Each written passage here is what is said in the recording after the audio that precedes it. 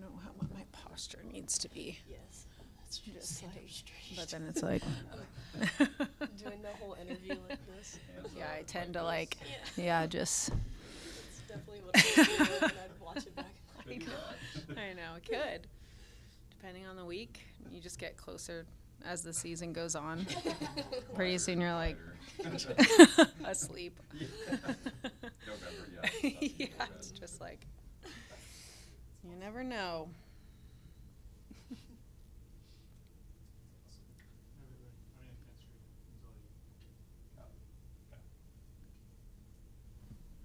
All right, we are here for the Week 2 volleyball press conference, joined today by head coach Allison Lawrence and junior outside hitter Maddie Piles, who was named to the all-tournament team at the Grand Canyon Invitational.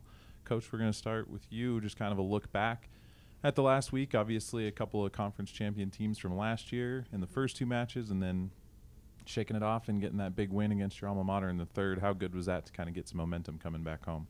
Yeah, it was great. We, the tournament itself was a wild experience just in and of itself because for anybody who watched, anybody who's kind of experienced GCU at home, it is a wild game atmosphere. And so it was, I think, fun in a lot of ways to experience that, not so fun to maybe have the breakdowns that we did.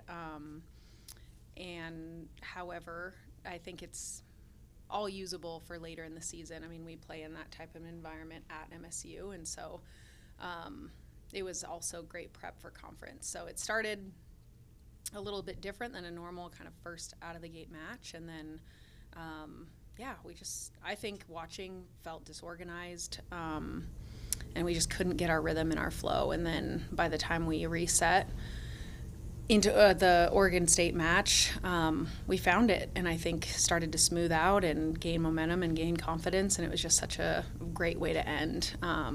So the highs were really high, the lows were really low, but I think we needed both to teach us the max amount that weekend.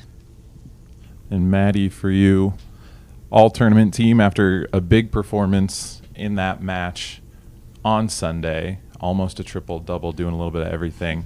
Kind of what all went right for you and for the team in that match to kind of shake off those first 2? Yeah, we after like the first 2 days having some rough games, we kind of like had a little meeting in the locker room to just try to figure out what was going on and what was going good and what wasn't. And so I think having like a really big team reset and just like knowing that we don't really play super great whenever we're like super stressed out.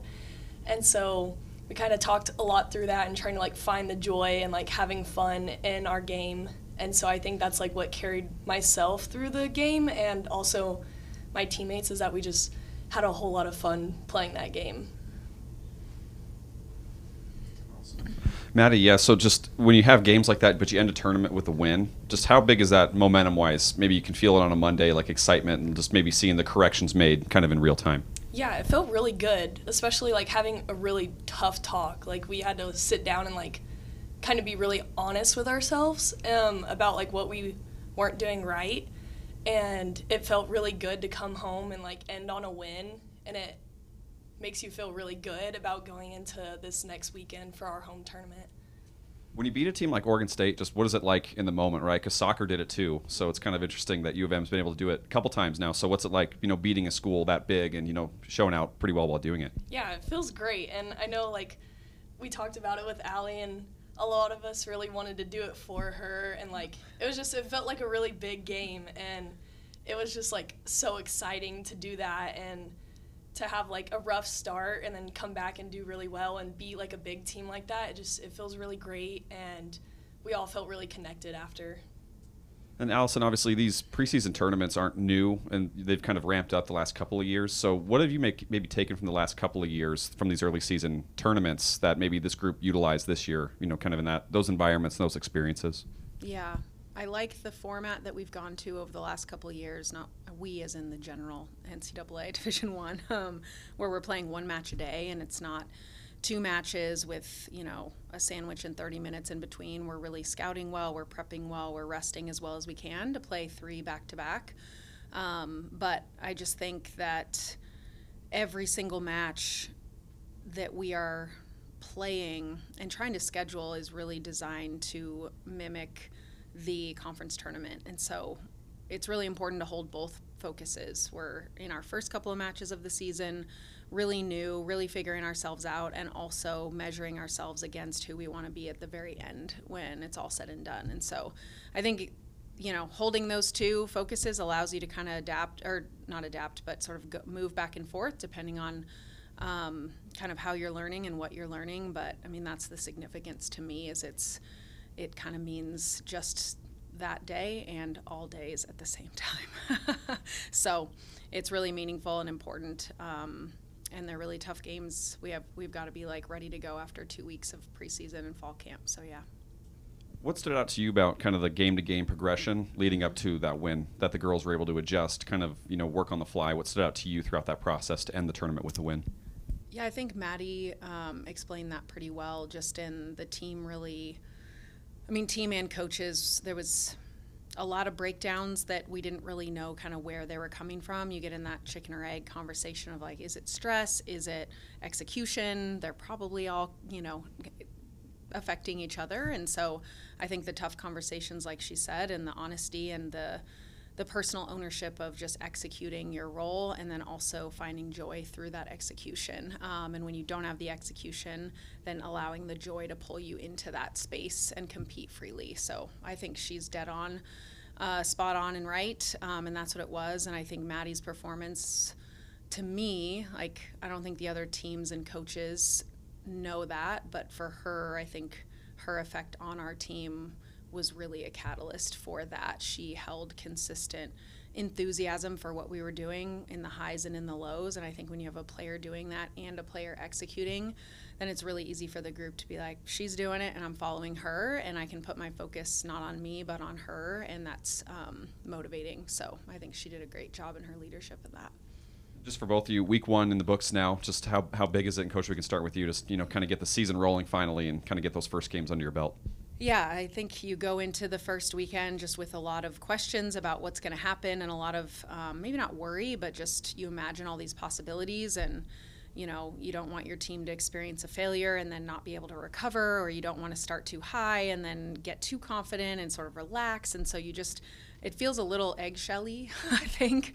At least as coaches, you want to control the message and also just keep learning, because preseason is kind of ugly for everybody, and you're all kind of having those ups and downs. And so I'm just happy to have actual problems that are tangible to work on. We can look at our body of work so far and say, okay, this is going well, this we have got to fix right now. And I think that's just a way more relaxing problem to solve than the ones in our minds that we make up. So I think we're ready and kind of more on the same page and congruent as a team, which feels really good. Yeah, I think it does feel really good now, and having those games under our belt, we kind of have seen the not so great and the great of what we can do. And so I think having both and being able to see and feel that this isn't what we are as a team, and then feeling how we play. And so I think it's really good that we got to experience both and flipped it around and turned it into something really great at the end. Yeah, Allison, obviously you want to win every game, right? But does it mean maybe just a little more to get that win over the alma mater? I think the most meaningful part at the end was what Maddie said just 5 seconds ago about the team kind of rallying around I didn't really know that until after that they were we're going to do this for Allie. I'm just what you said. I feel uncomfortable even saying that because I feel that piece I wanted to remove. And at the same time, there is a full circle moment where I think more so than wanting to measure up against my alma mater, it felt more you see the different versions of yourself from the time you were a player to now. So I think it was meaningful in that way for me. And then, I think you want to compete. And so when it's a familiarity on the other side, and in some ways and memories, you want to come out on top. And so I think that was a motivator, but it meant a lot to me for their acknowledgement of that. And it was very generous and not expected at all. So thank you. And then, there's a good sized crowd at GCU. You mentioned, sometimes hostile environment over in Bozeman. Now you guys are going to get to play a little bit in Dalberg. Is home court advantage a thing in the sport of volleyball? Just talk on that a little bit. Yeah, that environment was very loud. So I think in any sport, when, in the pieces of your game, you rely on communication and that is disrupted by the sheer volume, then yeah, it plays a big factor. And so it definitely, I think, loosened up the home team. The first set was a little wonky. We were way out ahead and then they caught back up. And so I think maybe it had them a little stiff in the beginning and then they loosened up. And so home court's definitely a thing just energy-wise. And then I think just knowing your own gym and passing and serving in your own gym for volleyball is a really big advantage. And so how we track the ball and how much we are used to just tracking the ball in our own gym will play a big role in our ball control, So yeah, I think that'll be a big factor. It's nice to be home.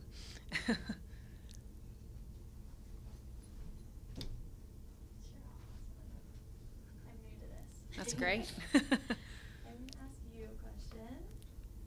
Kind of being that, how she described you, this, positive person throughout the lows and the highs, kind of what was your mindset through that to, make sure to stay in that headspace of, not getting too down on yourself and not getting too hard and kind of lifting the team up? Yeah, I feel like being, a new starter, I've kind of gotten to experience what it was like on the bench and getting to come in the games, and I feel like I've just the past 2 years I've really gotten to prepare myself for it. And I think we mentioned, I just am really excited to get to play with this group of girls, and so I find a lot of calm within that because I am really close to all of them, and it's just very exciting for me to get to start. And I think just I'm just finding joy in it, and so it was able to calm myself down with that because I'm just trying to live in the moment and enjoy it. Sounds cliche, but I just definitely am very excited to be playing with these group of girls, and it's a really special season for all of us. So.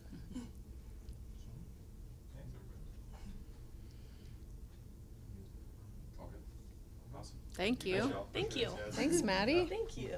Crushed it. Yay! Nice. They didn't do any all tournament gifts. Oh,